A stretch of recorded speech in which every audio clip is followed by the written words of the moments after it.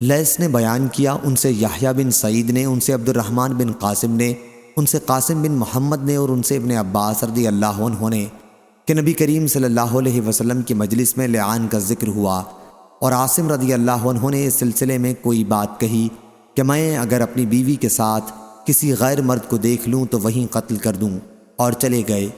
پھر ان کی قوم کے ایک صحابی عویمہ رضی اللہ عنہ ان کے پاس آئے یہ شکایت لے کر کہ انہوں نے اپنی بیوی کے ساتھ ایک غیر مرد کو پایا ہے۔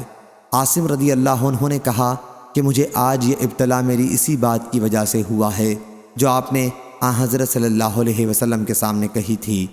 پھر وہ انہیں لے کر حضور اکرم صلی اللہ علیہ وسلم کی خدمت میں حاضر ہوئے، اور حضرت صلی اللہ علیہ وسلم کو وہ واقعہ بتایا جس میں ملوث اس صحابی نے اپنی بیوی کو پایا تھا۔ یہ صاحب زرد رنگ، کم گوشت والے، دبلے پتلے اور سیدھے بال والے تھے، اور جس کے متعلق انہوں نے دعویٰ کیا تھا اسے انہوں نے اپنی بیوی کے ساتھ تنہائی میں پایا۔ وہ گٹھے ہوئے جسم کا، گندمی اور بھرے گوشت والا تھا۔ پھر حضور اکرم صلی اللہ علیہ وسلم نے دعا فرمائی کہ اے اللہ اس معاملے کو صاف کر دے۔ چنانچہ اس عورت نے بچہ اسی مرد کی شکل کا جنا جس کے متعلق شوہر نے دعویٰ کیا تھا کہ اسے انہوں نے اپنی بیوی کے ساتھ پایا تھا۔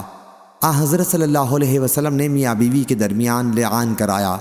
ایک شاگرد نے مجلس میں ابن عباس رضی اللہ عنہ سے پوچھا کیا یہی وہ عورت ہے جس کے متعلق حضور اکرم صلی اللہ علیہ وسلم نے فرمایا تھا کہ اگر میں کسی کو بلا شہادت کے سنسار کر سکتا تو اس عورت کو سنسار کرتا؟ ابن عباس رضی اللہ عنہ نے کہا کہ نہیں، یہ جملہ حضرت صلی اللہ علیہ وسلم نے اس عورت کے متعلق فرمایا تھا جس کی بدکاری اسلام کے زمانے میں کھل گئی تھی۔ ابو صالح اور عبداللہ بن یوسف نے اس حدیث میں بجائے خدلا کے کسرہ کے ساتھ دال خدلا روایت کیا ہے، لیکن معنی وہی ہے۔ صحیح بخاری حدیث نمبر 5310۔